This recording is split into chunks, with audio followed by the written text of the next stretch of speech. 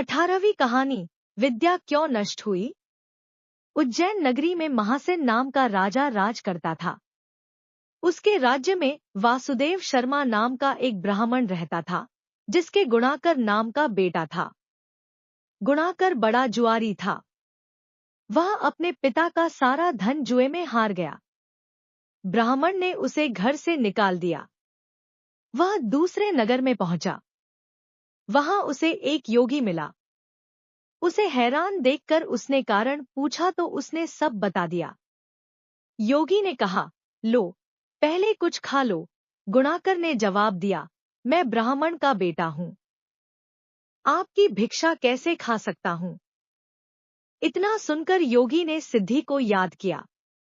वह आई। योगी ने उससे आवभगत करने को कहा। सिद्धि ने एक सोने का महल बनवाया और गुणाकर उसमें रात को अच्छी तरह से रहा। सवेरे उठते ही उसने देखा कि महल आदि कुछ भी नहीं है। उसने योगी से कहा, महाराज, उस स्त्री के बिना अब मैं नहीं रह सकता। योगी ने कहा, वह तुम्हें एक विद्या प्राप्त करने से मिलेगी और वह विद्या जल के अंदर खड़े होकर मंत्र जपने से मिलेगी। लेकिन जब वह लड़की तुम्हें मेरी सिद्धि से मिल सकती है तो तुम विद्या प्राप्त करके क्या करोगे। गुणाकर ने कहा, नहीं, मैं स्वयं वैसा करूंगा। योगी बोला, कहीं ऐसा न हो कि तुम विद्या प्राप्त न कर पाओ और मेरी सिद्धि भी नष्ट हो जाए। पर गुणाकर न माना। योगी ने उसे नदी के किनारे ले जाकर मंत्र बता दिए और कहा कि जब तुम जप करते हुए माया से मोहित होगे तो मैं तुम पर अपनी विद्या का प्रयोग करूंगा। उस समय तुम अग्नि में प्रवेश कर जाना। गुणाकर जप करने लगा।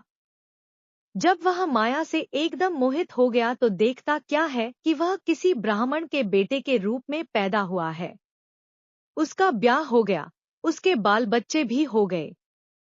वह अपने जन्म की बात भूल गया। तभी योगी ने अपनी विद्या का प्रयोग किया। गुणाकर मायारहित होकर अग्नि में प्रवेश करने को तैयार हुआ। उसी समय उसने देखा कि उसे मरता देख उसके माँ बाप और दूसरे लोग रो रहे हैं और उसे आग में जाने से रोक रहे हैं।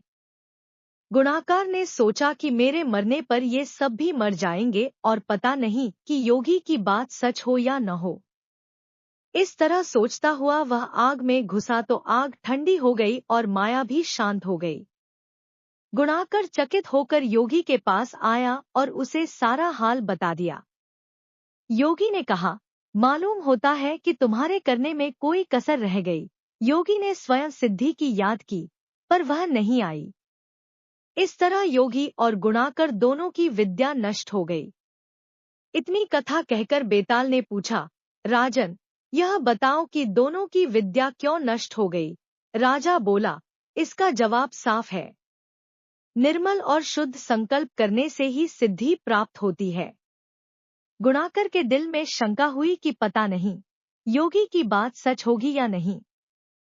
योगी की विद्या इसलिए नष्ट हुई कि उसने अपात्र को विद्या दी।